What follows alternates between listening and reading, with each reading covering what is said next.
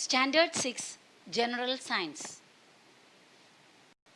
My dear students, we are going to study the second lesson of our science, the living world.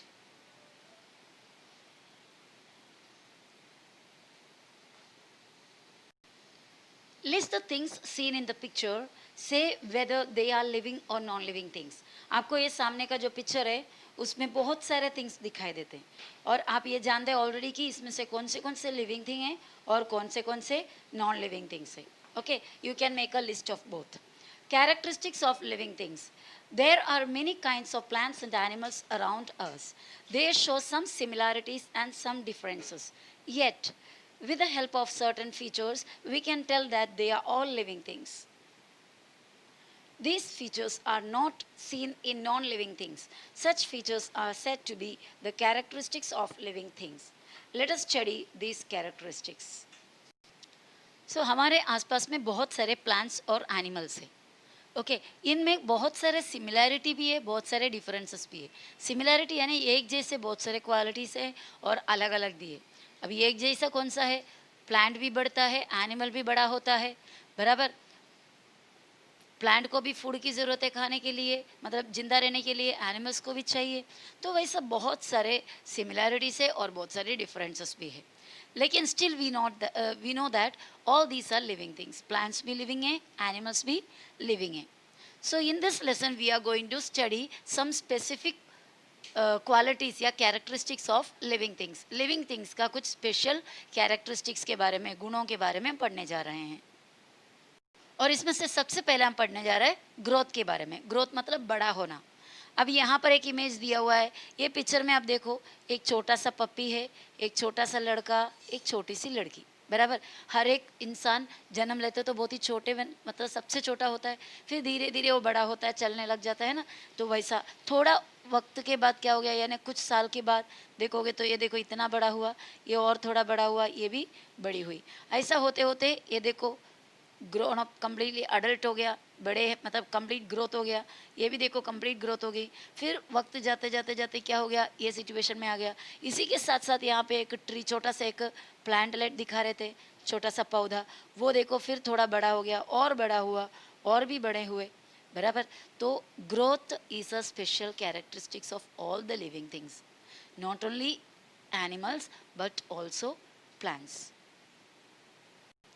A baby grows up to become an adult person. Adult means complete growth हो गया हुआ एक person, woman और man.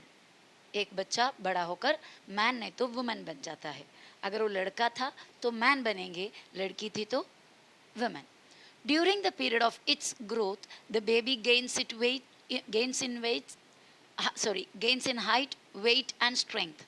जैसे जैसे बड़ा होते जाएगा वो बेबी का बॉडी का हाइट बढ़ेगा और वेट उसका बॉडी का बढ़ेगा, स्ट्रेंथ ताकत बढ़ेगा. In the same manner all animals grow into adults in a certain period. Generally humans require 18 to 21 years for इस ग्रोथ. तो हमारे यानी इंसान की ग्रोथ किधर कब तक है, 18 ईयर्स से लेकर एक 20-21 ईयर्स तक इंसान ग्रोथ होता है, यानी हाइट वगैरह बढ़ता है, ग्रोथ कंटिन्यू होते रहता है. 20-21 एजेस आते ही हमारा ग्रोथ कंप्लीट हो जाता है. और उसके बाद आगे हम कितना भी कुछ खाओ, हमारा ना हाइट बढ़ेगा, हमारा ग्रोथ बढ़ता नहीं है. उसके बाद हमारे बॉडी सिर्फ वेट में बड़ा होंगे, हाइट में बड़ा नहीं होगा. इसी तरह अलग अलग एनिमल्स के लिए, हर एक एनिमल्स के लिए उनका ग्रोथ का पीरियड एक सर्टेन ईयर्स होते हैं. एक पर्टिकुलर साल के बाद वो आगे नहीं बड़ा होता. Find out how long it takes for the young ones of hens, cows and dogs to grow into adult. हम कंपेयर करोगे तो इंसान के मुकाबले ये सभी एनिमल्स और ये हैन वगैरह इसमें ज़्यादा टाइम लगता ही नहीं है कंप्लीट ग्रोथ होने के लिए. जिस तरह हमारे बॉडी 18-21 ईयर्स तक बढ़ता है, वैसा इनका उससे पहले ही काफ़ी जल्दी ही हो जाता है. Here we have been given an experiment. Tie a thread to the tip of a potted sapling. Keep the thread stretched and tie it to a peg or nail above the plant. What do you observe after 10 to 15 days?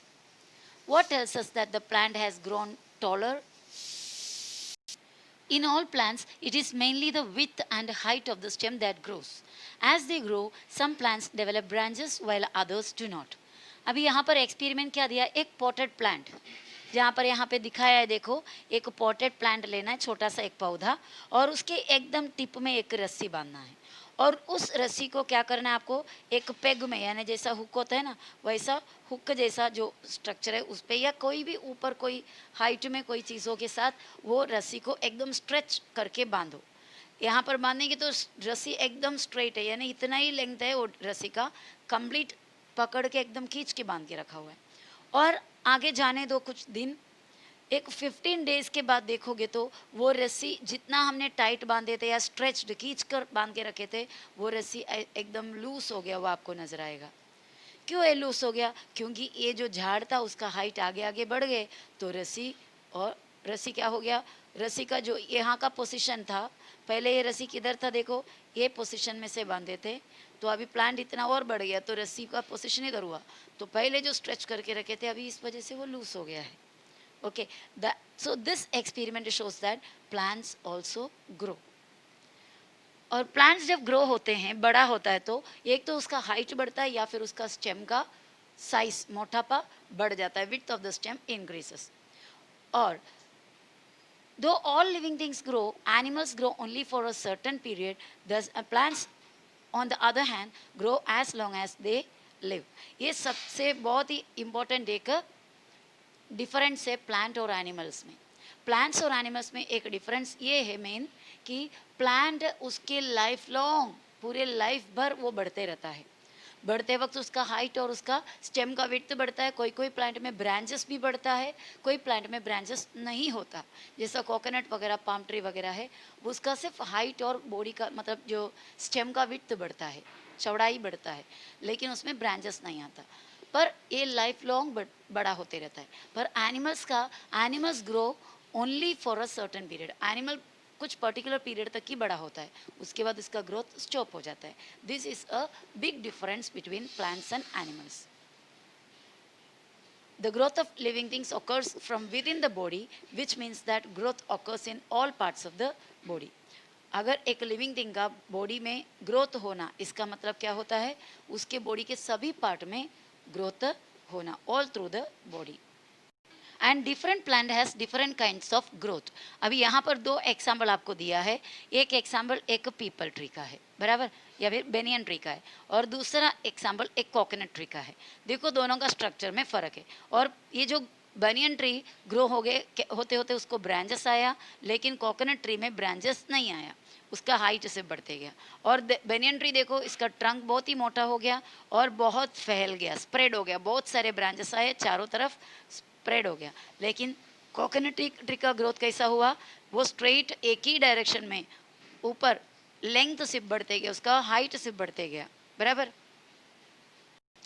Food is necessary for growth. Plants make their own food in sunlight. Plants produce food from water, nutrients in the soil, and the carbon dioxide present in the air. This process takes place in the leaves of plants. It is brought about in the presence of sunlight with the help of chlorophyll in the leaves. This process of food production is called photosynthesis. During this process, plants give out oxygen. Plants appear mainly green in color due to chlorophyll in them.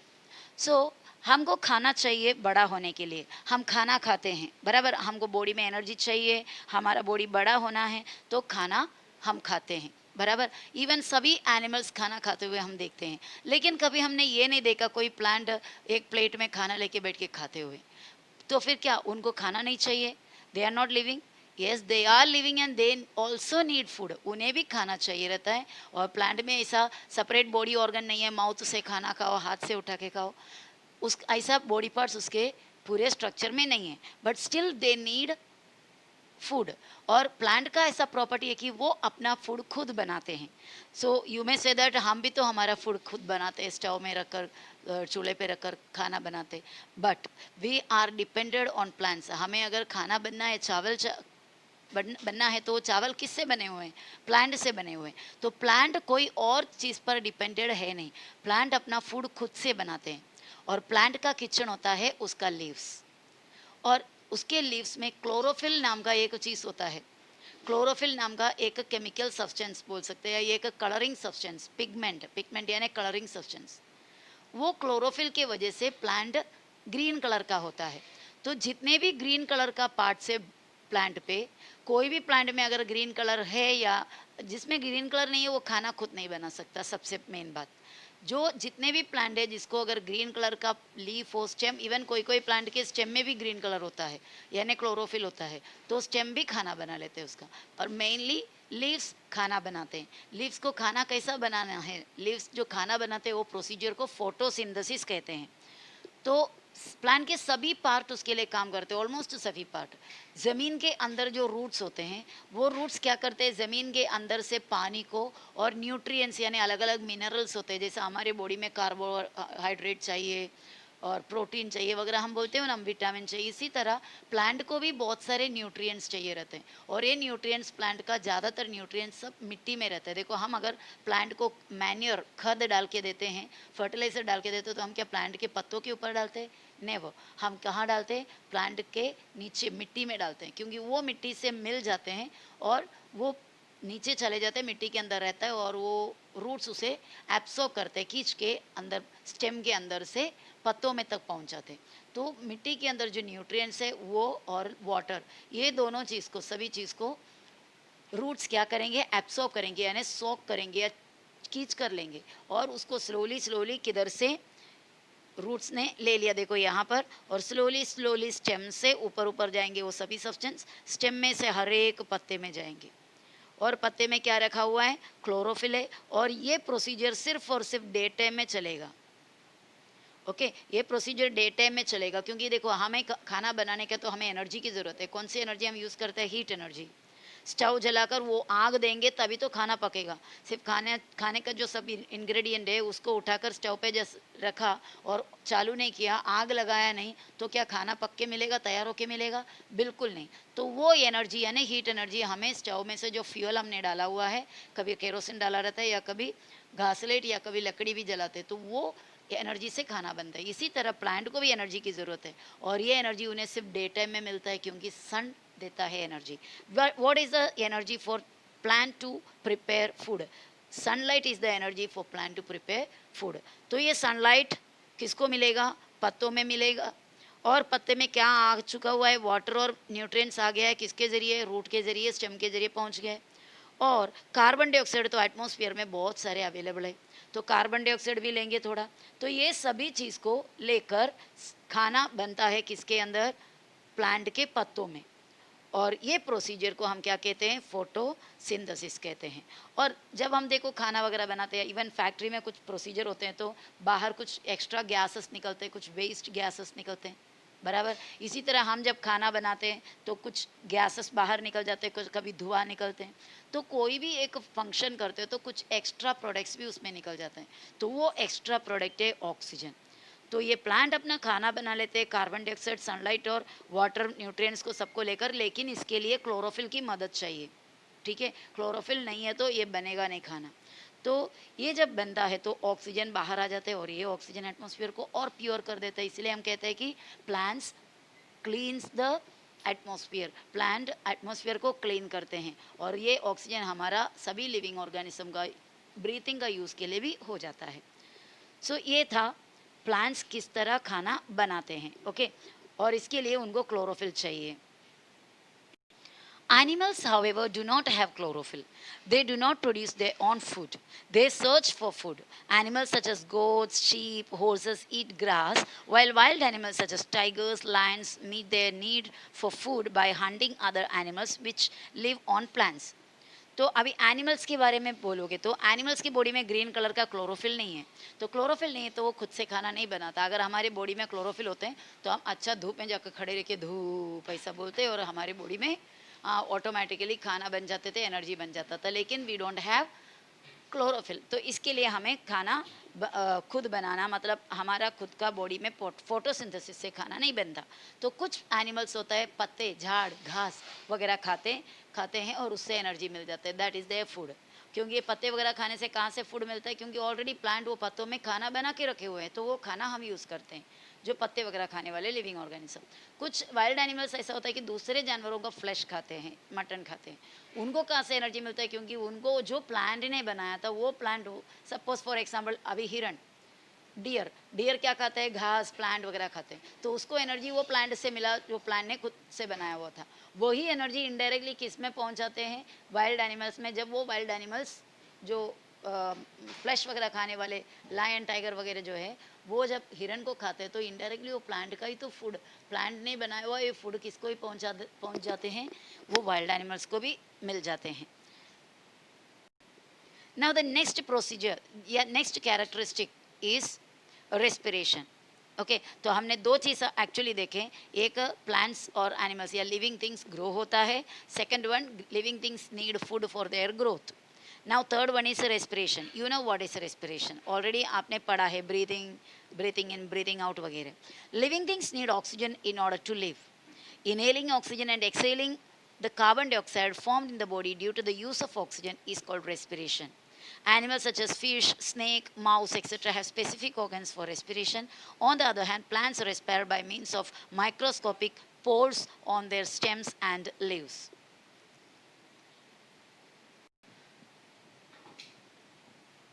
हमने अभी इधर देखा living things को क्या चाहिए? Oxygen चाहिए जिंदा रहने के लिए।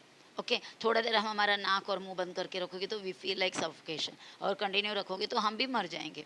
तो ऑक्सीजन को इनहेल करते मतलब अंदर, बॉडी के अंदर लेते हैं, एंड एक्सेलिंग कार्बन डाइऑक्साइड को बाहर निकालते हैं।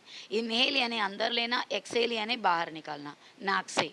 ओके, ये प्रोसीजर को कहते हैं रेस्पिरेशन। लेकिन ये कार्बन डाइऑक्साइड कहाँ से आया? ऑक्सीजन तो आया एटमॉस्फेयर से। एक्सेलिंग कार्बन डाइऑक्साइड कैसा आया? क्योंकि जो ऑक्सीजन अंदर गया, अंदर जाके ऑक्सीजन हमारे बॉडी के हर एक पार्ट में जाने के बाद ऑक्सीजन वहाँ पे यूज़ होता है। वो यूज़ होने की वजह से कुछ केमिकल रिएक्शन होता है, और वो ऑक्सीजन जो यूज़ होने की वजह से वहाँ पर कार्बन डाइऑक्साइड प्रोड्यूस होता है। वो कार्बन डाइऑक्साइड हमारे बॉडी के लिए अच्छा नहीं रहता है, बॉडी के अंदर नहीं रहना है। It is a waste material, waste product. तो ये वेस्ट प्रोडक्ट्स को हमारे बॉडी से जल्दी बाहर निकालना है, तो हम एक्सेल करके इसको नाक से बाहर निकालते हैं, और ये पूरे प्रोसीजर को एक साथ मिलाकर हम रेस्पिरेशन कहते हैं। जैसे एनिमल्स, अभी फिश, स्नेक, माउस वगैरह है, उनको रेस्पिरेशन करने के लिए उनके बॉडी में स्पेशल काइंड ऑफ ऑर्गन्स रहते हैं, स्पेशल काइंड ऑफ पार्ट्स रहते हैं। ओके, और प्लांट को रेस्पिरेशन करने के लिए, कोई प्लांट को आपने देखा नाक वाला प्लांट, नाक वाला ट्री? नहीं। तो प्लांट की बॉडी में स्पेशल कोई ऑर्गन्स, नोस वगैरह, लंग्स वगैरह कोई ऑर्गन नहीं है रेस्पिरेशन करने। लेकिन आपने सुना होगा, कुछ लोगों बोला हुआ कि प्लांट्स को सिर्फ कार्बन डाइऑक्साइड की ज़रूरत है, ऑक्सीजन की ज़रूरत नहीं है, प्लांट ब्रीथिंग नहीं करता। ये गलत बात है। प्लांट को भी ऑक्सीजन चाहिए, जितने भी लिविंग ऑर्गेनिज्म है ऑक्सीजन चाहिए ही चाहिए, प्लांट को भी ऑक्सीजन चाहिए। तो प्लांट भी ब्रीदिंग करता है। तो ये ब्रीदिंग प्लांट कैसे करते हैं? उसके बॉडी के ऊपर या उसके पत्तों में वगैरह माइक्रोस्कोपिक पोर यानी छोटे छोटे होल्स होते हैं। माइक्रोस्कोपिक मतलब दिखता ही नहीं, हमारे आंखों से नहीं दिखने वाला, बहुत ही बारीक, यानी जो माइक्रोस्कोप के नीचे रख कर देखोगे तो हमें अच्छे से दिखाई देगा, वैसा छोटे छोटे पोर्स होते हैं, और वो पोर्स के ज़रिए ऑक्सीजन अंदर लेते हैं। ओके, तो ये हो गया प्लांट के अंदर का रेस्पिरेशन। और ये जो माइक्रोस्कोपिक पोर्स होते हैं प्लांट के बॉडी में, उसके स्टेम में भी होता है और उसके लीव्स में भी होता है।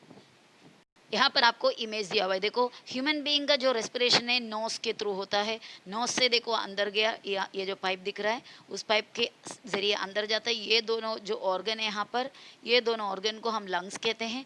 तो ये सभी पार्ट किसके लिए काम आता है? ह्यूमन बॉडी में रेस्पिरेशन के लिए काम आता है। और यहाँ पर हमें एक फ़िश का इमेज दिया हुआ है। ये फ़िश के बॉडी में इधर एक पार्ट होता है, जब आप ये ओपन करोगे, आपकी मम्मी वगैरह फ़िश काटते हुए देखेंगे तो पता चलेगा, यहाँ पर एक फ्लावर जैसा एक स्ट्रक्चर होता है। वो स्ट्रक्चर को गिल्स कहते हैं, और फिश इसके ज़रिए, गिल्स के ज़रिए रेस्पिरेशन करते हैं। तो ये जो गिल्स, जिसके जो कोई भी एनिमल्स में है, मेनली तो फिश में, वो एटमॉस्फेयर का ऑक्सीजन एब्सॉर्ब नहीं कर पाते। वो एटमॉस्फेयर यानी जो हमारे आसपास में जो एटमॉस्फेयर है, जो वातावरण है, यहाँ पर जो हवा में जो ऑक्सीजन है उसको रेस्पिरेशन करने के लिए नोस, लंग्स वगैरह चाहिए। गिल्स से नहीं हो पाता। गिल्स वो ऑक्सीजन को एब्सॉर्ब कर सकता है जो पानी में ऑलरेडी डिसॉल्व हो गया हुआ है। तो इसके लिए फिश पानी में रह पाते हैं और ज़मीन में डालते ही फिश मर जाते हैं, क्योंकि ज़मीन में यानी हवा में जो ऑक्सीजन है उस ऑक्सीजन को गिल्स के ज़रिए एब्सॉर्ब नहीं कर पाते। समझ रहे हो? आई will show you the image of gills. यहाँ पर जो देखो फ्लावर जैसा जो इंस्ट्रूमेंट है, ये देखो, ये पूरे, ये एक्चुअली फिश का बॉडी के अंदर का गिल्स है। तो ये क्या करता है, पानी को ही मुंह से अंदर ले लेते हैं, मुंह से अंदर पानी को ले लेते हैं और वो पानी इधर से निकल कर बाहर आ जाता है। और ये जैसे इधर से बाहर आ जाता है ये पानी, तो ये पानी के अंदर जो डिसॉल्व हो गया वो ऑक्सीजन है वो एब्सॉर्ब हो जाता है और बॉडी में ब्रीथिंग हो जाता है। So respiration is a characteristic of living things. तो ये और एक कैरेक्टरिस्टिक्स लिविंग थिंग्स का हमने अभी देखा। Next characteristic is excretion. What is next? Excretion. Waste substances are formed during the many processes that take place in the bodies of animals. These are called excreta, and the process of eliminating them from the body is called excretion. Animals have specific organs for excretion. अभी excretion का मतलब क्या है? Excretion यानी बाहर निकालना। Waste substances are formed. देखो, जब हम फैक्ट्री में कुछ काम करते हैं तो बहुत सारे वेस्ट मटेरियल अपने आप निकलते हैं। जानबूझकर वेस्ट मटेरियल नहीं बनाते। जब कुछ रिएक्शन होता है, कुछ काम होता है फैक्ट्री में, तो बहुत सारे वेस्ट निकलते हैं, बराबर है। वो वेस्ट फैक्ट्री में से धुआं के रूप में, कचड़े के रूप में वगैरह बाहर निकलता है। इसी तरह जैसे समझो फॉर एग्जांपल हमारे घर में हम खाना वगैरह बनाते हैं तो वेजिटेबल का वगैरह वेस्ट या खाने का वेस्ट, काफ़ी कुछ वेस्ट निकलते हैं। इसी तरह हमारा बॉडी भी एक लिविंग फैक्ट्री जैसा है। तो हमारे बॉडी में भी बहुत सारा फंक्शंस होते हैं, एनर्जी प्रोड्यूस होते हैं। हम खाना खाते हैं, वो खाने में से कोई चीज़ हमारे बॉडी के लिए यूज़फुल है तो कोई चीज़ हमको ज़रूरत नहीं है। तो ये खाने का जो वेस्ट, हमारा खाना डाइजेस्ट होने के बाद जो वेस्ट मटेरियल होते हैं, हमारा पानी वगैरह पीने के बाद जो वेस्ट मटेरियल, जैसे कि अभी यूरिन है या स्टूल है, स्टूल यानी जो लैट्रिन में जो हमारा निकलते हैं, वो सभी वेस्ट मटेरियल्स होते हैं। ये वेस्ट मटेरियल हमारे बॉडी के अंदर रहेंगे तो हम मर जाएंगे, जिंदा नहीं रह पाएंगे। कोई भी लिविंग थिंग्स के बॉडी में अगर वेस्ट मटेरियल ज़्यादा टाइम तक रहे तो वो जिंदा नहीं रह पाएगा लिविंग थिंग। तो वो वेस्ट मटेरियल को बॉडी में से निकालना बहुत ज़रूरी है। तो ये जो बॉडी में से निकालने का जो प्रोसीजर है उसको कहते हैं एलिमिनेटिंग, यानी निकालना। Eliminating the waste material from the body is called excretion. Okay, और जो एलिमिनेट करने वाले वेस्ट मटेरियल को साइंस में हम एक्सक्रीटा कहते हैं। जो वेस्ट मटेरियल हमारे बॉडी से निकल जाता है उसको एक्सक्रीटा कहते हैं। और एनिमल्स की बॉडी में ये एक्सक्रीशन करने के लिए स्पेशल ऑर्गन्स होते हैं। वो ऑर्गन के, वो बॉडी पार्ट के ज़रिए ये वेस्ट मटेरियल बॉडी से बाहर जाता है। Plants to excrete. अब देखो, प्लांट भी एक्सक्रीट करते हैं, यानी प्लांट भी तो लिविंग है ना, तो प्लांट का भी बॉडी में वेस्ट मटेरियल बनता है। प्लांट की बॉडी का एक्सक्रीटा को भी वो बाहर निकालते हैं, यानी एक्सक्रीट करते हैं। For example some plants shed leaves in a specific season. कोई कोई प्लांट को आप देखोगे तो उसके पत्ते पूरे झड़ हुए दिखते हैं। एक्चुअली ये पत्ते में जो उसके वेस्ट मटेरियल बन के वो पत्ता निकाल दिया, तो पत्ता जाने के साथ साथ वो वेस्ट मटेरियल भी चले गया। कोई कोई प्लांट को आप देखोगे तो उसमें पत्ते पक जाते हैं, पीले पीले हो जाते हैं, और पीले पीले होने के बाद वो झाड़ पर नहीं रहते, वो नीचे गिर जाते हैं। तो वो पूरे लाइफ में जितने भी वेस्ट मटेरियल थे, थोड़ा थोड़ा करके वो प्लांट के पत्ते में वगैरह जमा होकर वो पत्ता फिर जब नीचे गिर जाते हैं तो उसके साथ वो वेस्ट मटेरियल भी निकल जाते हैं। यहाँ पर एक एक्सपेरिमेंट दिया, देखो। Take a transparent plastic bag, tie it over a leaf of a plant as shown in the picture. Observe it after 6 to 7 hours. What do you see? Droplets of water collect on the inside of the bag. It means that plants excrete water in the form of vapor.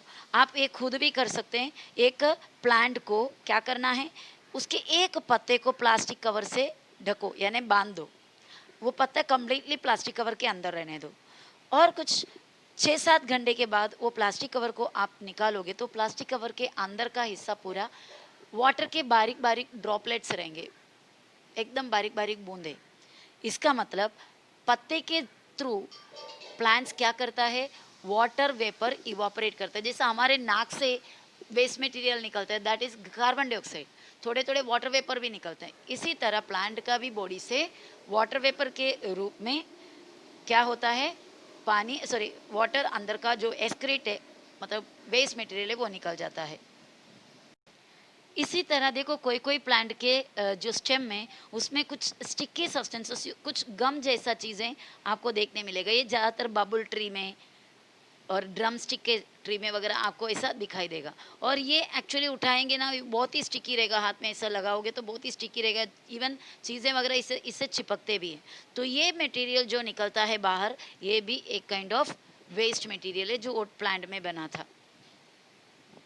So excretion living things का एक characteristics है। Next, have you experienced this?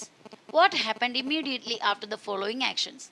Light flashed suddenly into your eyes. क्या करेंगे? अचानक light आपके आंख में मारोगे तो आप आंख छोटा कर देंगे या फिर बंद कर देंगे, बराबर। Suddenly you felt a pin prick.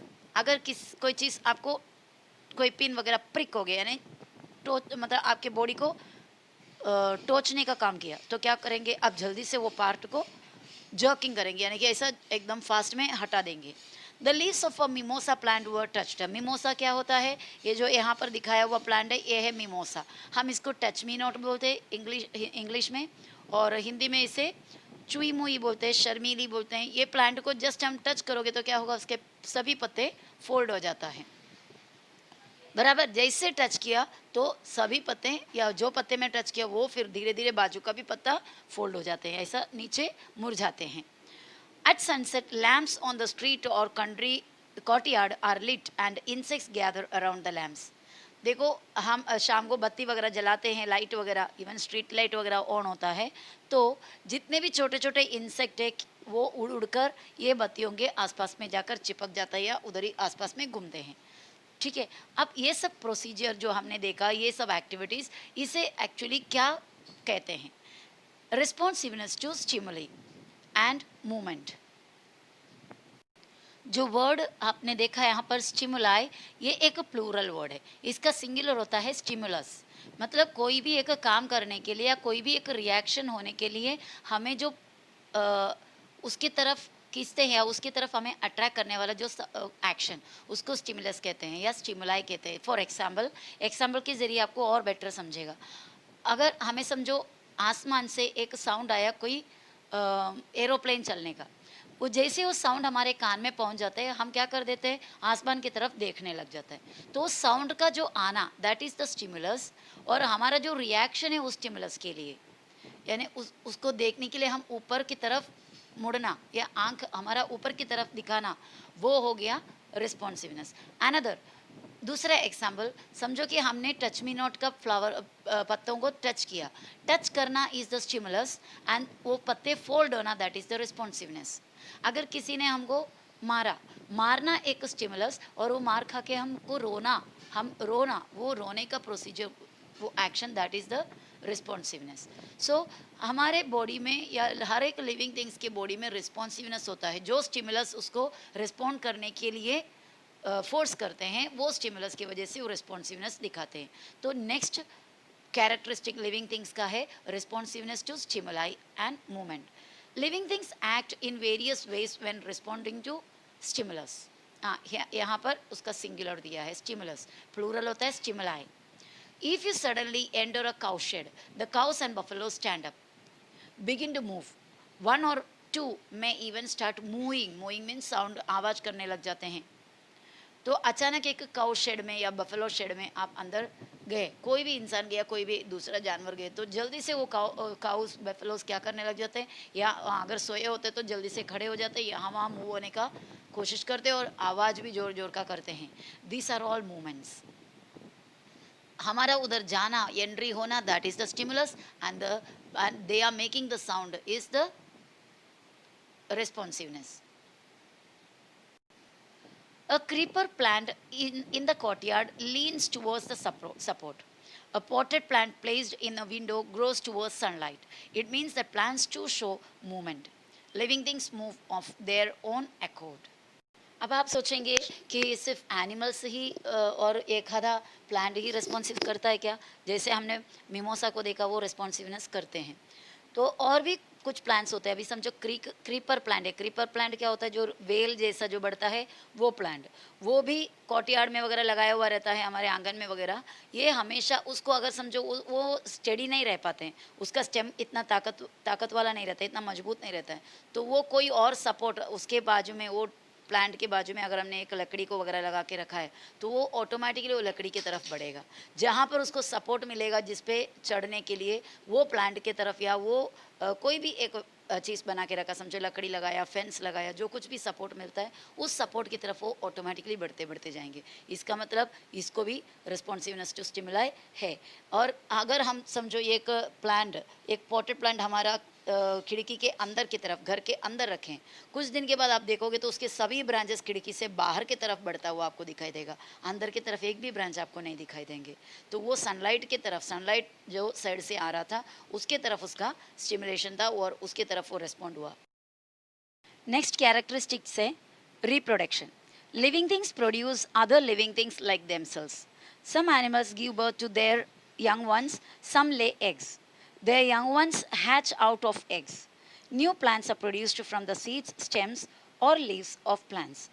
तो नेक्स्ट प्रॉपर्टी है रिप्रोडक्शन। रिप्रोडक्शन का मतलब होता है लिविंग थिंग्स अपना ही सेम क्वालिटी के, सेम जात के नया लिविंग थिंग्स को जन्म देता है। जैसे ह्यूमन बीइंग को जन्म देते हैं बर्ड्स। अभी एक क्रो है तो वो क्रो का बच्चे को जन्म देते हैं। पैरट है तो पैरट का बच्चा जन्म होता है पैरट से। तो कुछ एनिमल्स एग देकर, एग के ज़रिए नया लिविंग थिंग्स को जन्म देते हैं, तो कुछ एनिमल्स डायरेक्ट अपने बॉडी से, अपने पेट से डायरेक्ट यंग वन को जन्म देते हैं। और इसी तरह प्लांट्स भी अपने सीड के ज़रिए, और कोई कोई प्लांट से स्टेम काट के रखने से ही नया प्लांट आ जाता है, और कोई कोई प्लांट होता है उसके पत्ते से, लीव्स की साइड से ही नया नया प्लांट आ जाता है। तो प्लांट्स भी अपना सेम काइंड ऑफ नया लिविंग थिंग्स को जन्म देते हैं। तो ये जो प्रोसीजर है इसको रिप्रोडक्शन कहते हैं। The process by which a living thing generates a new living thing like itself is called reproduction और प्रोक्रिएशन। तो वो प्रोसीजर या वो प्रोसेस जिसके ज़रिए लिविंग थिंग्स अपना ही same kind of living things को जन्म देते हैं उसे रिप्रोडक्शन अदरवाइज प्रोक्रिएशन कहते हैं। तो reproduction is a characteristics of living things. Reproduction living things का एक कैरेक्टरिस्टिक्स है। A definite lifespan. At a certain stage of life, living things become capable of reproduction. Later on in life, reproduction stage, their organs become weak and still later their life comes to an end. In other words, living things die. The lifespan of different animals and plants are different. For example, the lifespan of dog is about 12 to 18 years, while the ostrich lives for 50 years. So life span यानी जिंदा रहने के बाद या life birth होने के बाद कितने टाइम तक लिविंग रहा, जिंदा रहा, that is the life span. Normally सभी लिविंग थिंग्स बच्चा होने के बाद, मतलब वो एकदम बच्चा था पहले, फिर ग्रोथ हुआ, ग्रोथ कंप्लीट हुआ यानी मैच्योरिटी हो गया। कंप्लीट ग्रोथ होने के बाद नया लिविंग थिंग को जन्म देता है, और उसके बाद स्लोली स्लोली उसका जो लाइफ का जो हर एक फंक्शन से स्लो हो जाता है और उसका बॉडी थोड़ा वीक हो जाता है। ऐसा होकर ग्रो ओल्डर एंड ओल्डर, जैसे जैसे ओल्डर और ओल्डर बनते जाओगे वैसा बॉडी के बहुत सारा फंक्शन मतलब एक तो कम हो जाता है, कमज़ोर हो जाता है, या फिर टोटली बंद हो जाता है। और वैसा वैसा आगे जाते जाते एक टाइम ऐसा आ जाएगा कि दैट लिविंग थिंग डाइस, वो लिविंग थिंग मर जाते हैं। तो अलग अलग अगर समझो बर्थ लिया है तो डेथ इज़ डेफिनाइट, हर एक लिविंग थिंग मरता ही है। तो लाइफ स्पैन लेकिन अलग अलग एनिमल्स का, अलग अलग प्लांट्स का अलग अलग होता है। कोई कोई ह्यूमन बीइंग 100 ईयर्स से भी ज़्यादा लिविंग रहता है, जिंदा रहता है, बराबर। और फॉर एग्जांपल यहाँ पे डॉग का एग्जांपल दिया हुआ है, वो ज़्यादा से ज़्यादा 12 से लेकर 18 साल तक ही जिंदा रहता है। उससे आगे हम वो डॉग जिंदा नहीं रह सकते। यानी कि हम अगर सोचेंगे कि हमारे पूरे लाइफ लॉन्ग में हम एक ही डॉग को पालेंगे, ये पॉसिबल नहीं होता। इसी तरह ऑस्ट्रिच जो बर्ड है वो 50 ईयर्स तक जिंदा रहता है। तो ऐसा अलग अलग लिविंग ऑर्गेनिज्म का लाइफ स्पैन अलग अलग होता है। The life span of a giant turtle का इमेज यहाँ पर दिया हुआ है। Giant turtle found on the Galapagos Island in South America is about 170 years. ये जो जायंट टर्टल है साउथ अमेरिका का एक आइलैंड में गैलापागोस करके जो आइलैंड है वो आइलैंड में पाया जाता है, 170 ईयर्स तक जिंदा रहता है. On the other hand the life span of a may fly, ये देखो यहाँ पर इमेज दिया हुआ है मे फ्लाई का इमेज,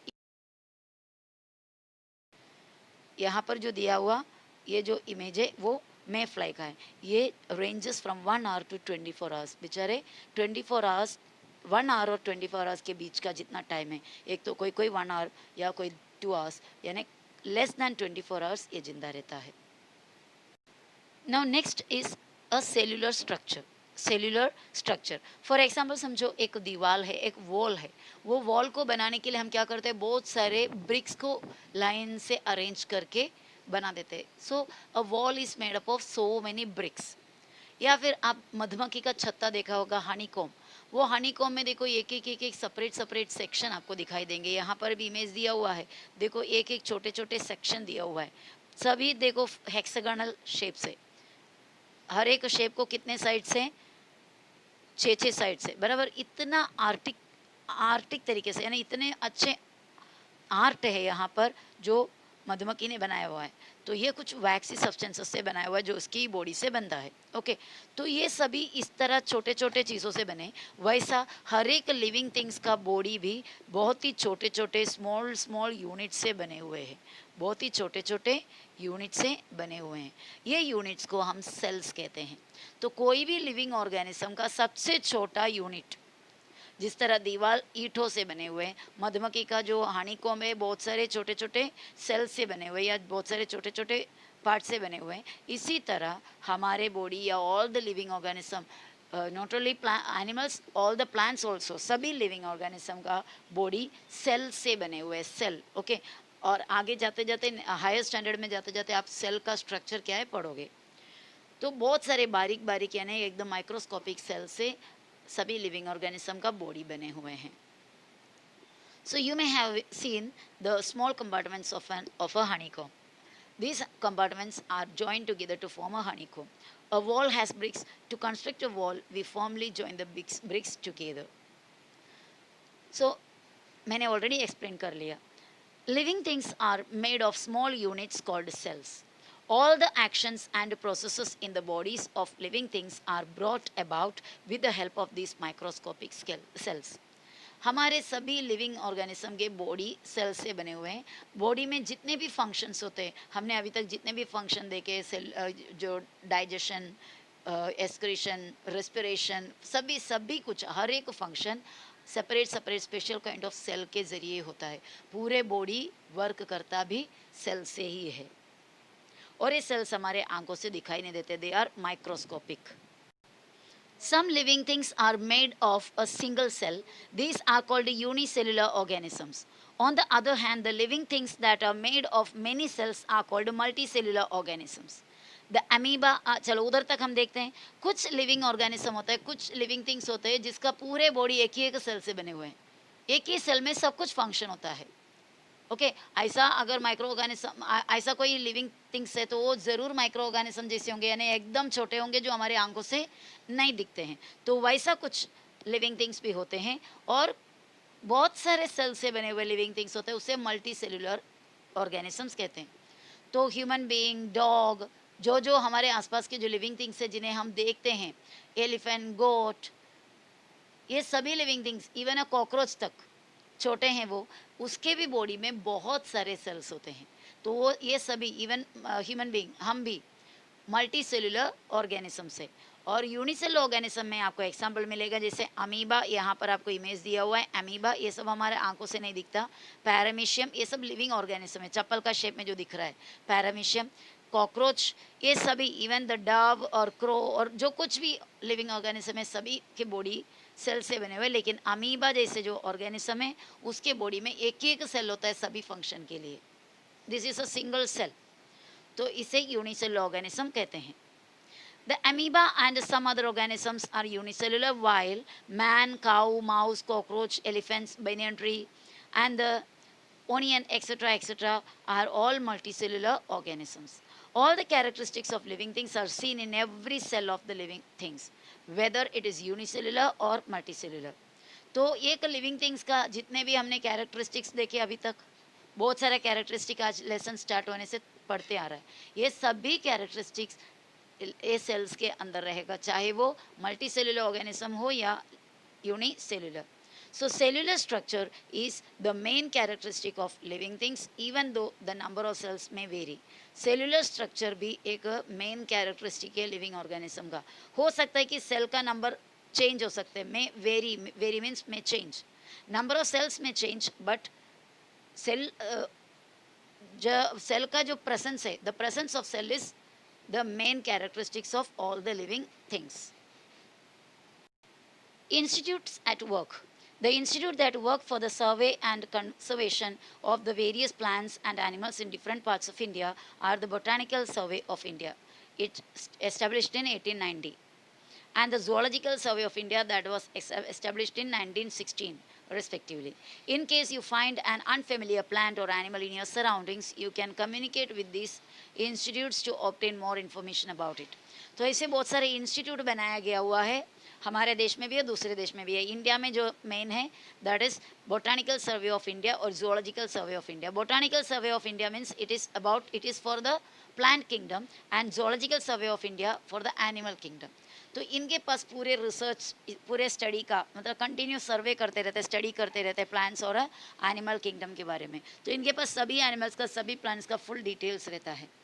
अगर हमारे आसपास के एरिया में कोई अगर अनफेमिलियर यानी अब तक देखे हुए नहीं सा कोई लिविंग ऑर्गेनिज्म मिलते हैं, लिविंग थिंग प्लांट हो या एनिमल कुछ मिलता है, तो इनको कांटेक्ट करेंगे, ये इंस्टीट्यूट को कांटेक्ट करेंगे, तो उनका जो हमें मिला वो लिविंग ऑर्गेनिज्म का ज़्यादा इन्फॉर्मेशन इनके पास से मिलेगा. Useful living things. Plants are used for household as well as industrial purposes.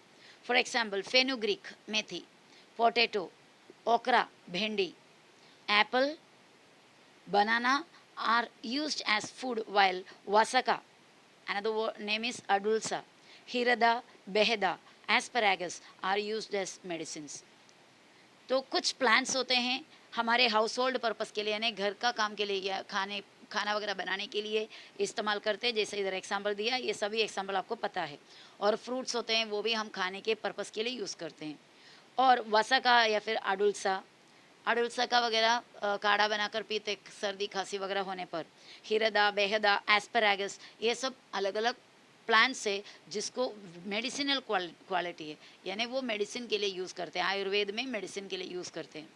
Animals are also useful to us. Dogs, cats, cows, buffaloes are kept for domestic uses.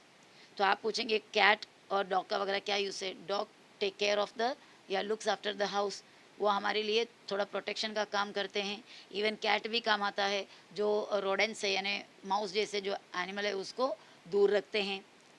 और even cows, buffaloes, ये भी हम domestic purpose के लिए use करते हैं. Fish, sheep, foul, foul मतलब we can say that मुर्गी, अलग अलग काइंड ऑफ, बहुत सारे अलग अलग टाइप ऑफ होते हैं, तो सभी वो कैटेगरी में आता है, मतलब सभी मुर्गी के कैटेगरी को एक साथ हम फाउल कहते हैं.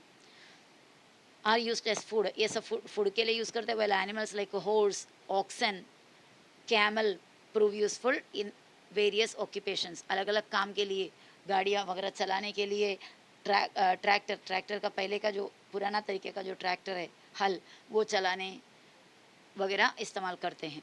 The earthworm is very useful in agriculture. और जो अर्थवर्म है आपको जिसको देख के ख़राब लगते हैं, अच्छा नहीं लगते हैं, वो अर्थवर्म एक्चुअली किसानों, अर्थवर्म को बुलाते हैं फ्रेंड ऑफ द फार्मर, कहते हैं फार्मर्स फ्रेंड, क्योंकि किसानों का बहुत ही हेल्प करता है. वो मिट्टी को एकदम इट लूजन सम सोइल, मिट्टी को बहुत ही नरम कर देते हैं, प्लांट को अच्छे से बढ़ने देते हैं. Even the excreta of earthworm is very useful for plants के लिए उसके एक्सक्रीटा भी बहुत ही अच्छा होता है.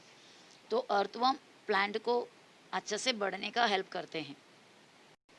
जिस तरह एनिमल्स या लिविंग थिंग्स हमारे हेल्पफुल है, उसी तरह कुछ लिविंग थिंग्स हमारे लिए नुकसान भी है, इवन प्लांट्स भी. So we are talking about harmful living things. Some animals and plants around us are harmful to man. For example mosquitoes and flies spread diseases, हम जानते ही है. Cockroaches, mice, rats destroy food, even cockroach वगैरह बीमारी भी फैलाते हैं. हमारा खाना खराब करते हैं। लाइस, लाइस क्या होता है? जो सर पे जो पैरासाइट होता है, जिसको जू कहते हैं हम। लाइस, लाइस प्लूरल है। लाउस, LOUSE, लाउस सिंगुलर है। लाउस या लाइस मतलब जू। टिक, टिक एक छोटा सा कीड़ा होता है, आपको अक्सर कुत्तों के बदन में, मतलब डॉग के बदन में, गोट और शीप के वगैरह बदन में रहता है, खून पी पी के ऐसा गोल हो गया हुआ एक कीड़ा, that is called ticks.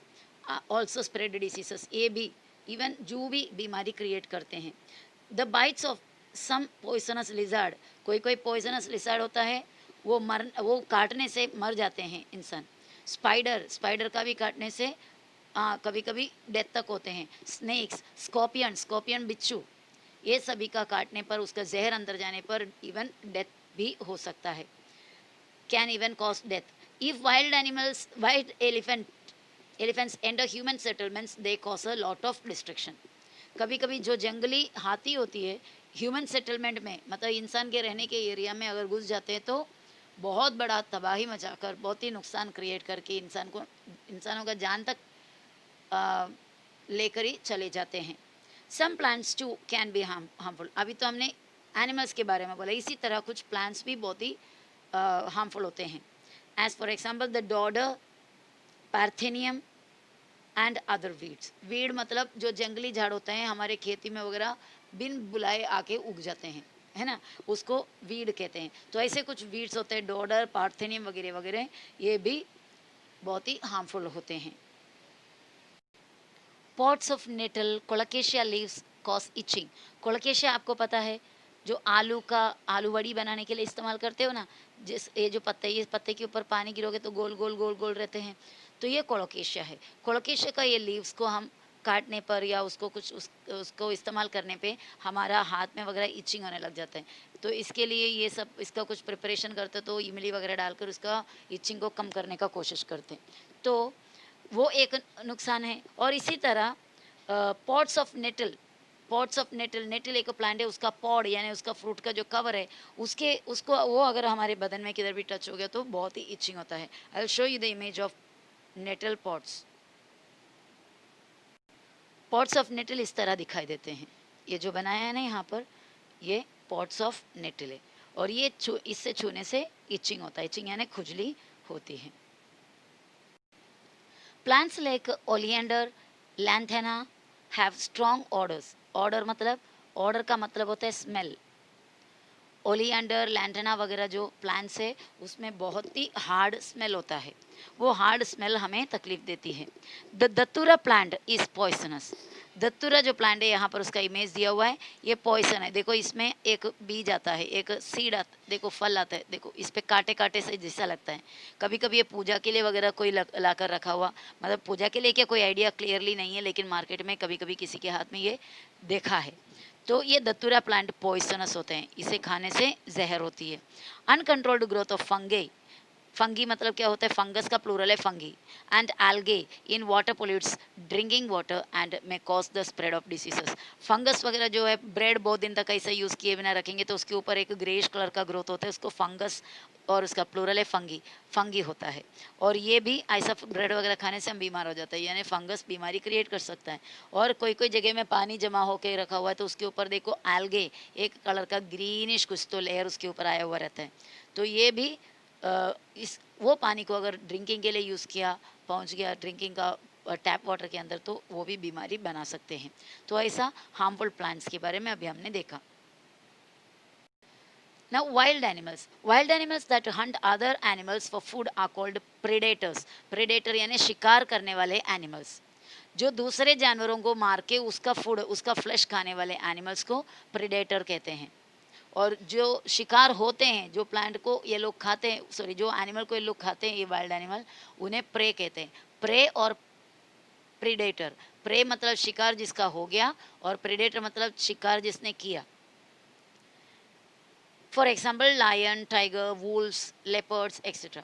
Sometimes due to deforestation, कभी कभी डिफॉरेस्टेशन होते हैं, जंगल काट दिया जाता है, जंगल को कम किया जाता है, या जंगल को इंसान जाके अटैक करके जंगल का एरिया में घुस जाते हैं और जंगल का झाड़ वगैरह काट लेते हैं, तो डिफॉरेस्टेशन होता है उसको, मतलब जंगल का झाड़ काटना और जंगल को एकदम क्लियर करते जाना, उसको डिफॉरेस्टेशन कहते हैं। तो क्या होगा उसका नतीजा, एनिमल्स को, वाइल्ड एनिमल्स को रहने के लिए जंगल बचता नहीं है, जंगल पुरता नहीं है, कम पड़ जाता है, क्योंकि इंसान उसको काट के ख़त्म कर रहा है। तो क्या करेंगे वो सिचुएशन में, वाइल्ड एनिमल्स आएंगे इंसानों के सेटलमेंट के एरिया में, इंसान लोग रहने के एरिया में, और उन्हें जो मिलेगा, जिस जो इंसान है, जानवर जो मिलेगा वो पकड़ कर खाएगा, क्योंकि उनका जगह जो फॉरेस्ट एरिया है, वो फॉरेस्ट एरिया को हम लोगों ने क्या बोलते हैं, हड़प लिया है या ले लिया है, काट के जंगल वगैरह काट काट के कम करने लगे हैं। सो ऐसा भी हमारा नुकसान हो जाता है। तो अगर हमारे हम लोग पालते वो डोमेस्टिक एनिमल को खा सकते हैं, कभी कभी इंसानों को भी। So sometimes due to deforestation, such animals enter human settlements in search of food and may kill domestic animals or people. यहाँ पर कुछ और चीज़ दिए देखो, let us see. Always remember, many plants and animals in nature satisfy our needs. बहुत सारे plants और animals है, हमारे ज़रूरत सब पूरा करते हैं, हमको जो कुछ भी चाहिए प्लांट्स और एनिमल्स से ही हमें मिलता है। The use of such plants and animals should be restricted only to our needs. कुछ लोग एक्स्ट्रा नीड से भी, ज़रूरत से भी ज़्यादा प्लांट्स और एनिमल्स को इस्तेमाल करते हैं, पर ये हमें कम करना होगा। जितना हमें चाहिए, हमारा नीड्स, हमारे ज़रूरत पूरे होने के लिए उतना ही प्लांट्स और एनिमल्स का यूज़ करो। We should not pluck leaves, flowers और एंड फ्रूट अननेसेसरली। बिना वजह पत्ते या फ्लावर या फ्रूट वगैरह बिन वजह, ज़रूरत नहीं है तो काटना तोड़ना नहीं। Animals should not be hunted, animals का जो शिकार है, शिकार करते हैं, वो नहीं करना चाहिए, हंटिंग नहीं करना चाहिए। They should not be teased just for fun. Animals को जू में बंद करके रखे, जो देखने जाने वाले लोग हैं उसको टीजिंग करते, उसको चिढ़ाते, छेड़ते हैं, उसके ऊपर पत्थर फेंकते हैं, चॉकलेट का कवर फेंकते हैं और अलग अलग एक्शन करके दिखाते हैं। ऐसा करने से उनका मेंटल जो स्टेटस है वो बहुत ही बिगड़ जाते हैं। तो animal should not be teased. सिर्फ ये सब किस लिए करते हैं, अपना मजे के लिए। It is the responsibility and duty of all of us to protect plants and animals. हर एक का, हम में से हर एक का ड्यूटी है, रिस्पॉन्सिबिलिटी है प्लांट्स और एनिमल्स को प्रोटेक्ट करना।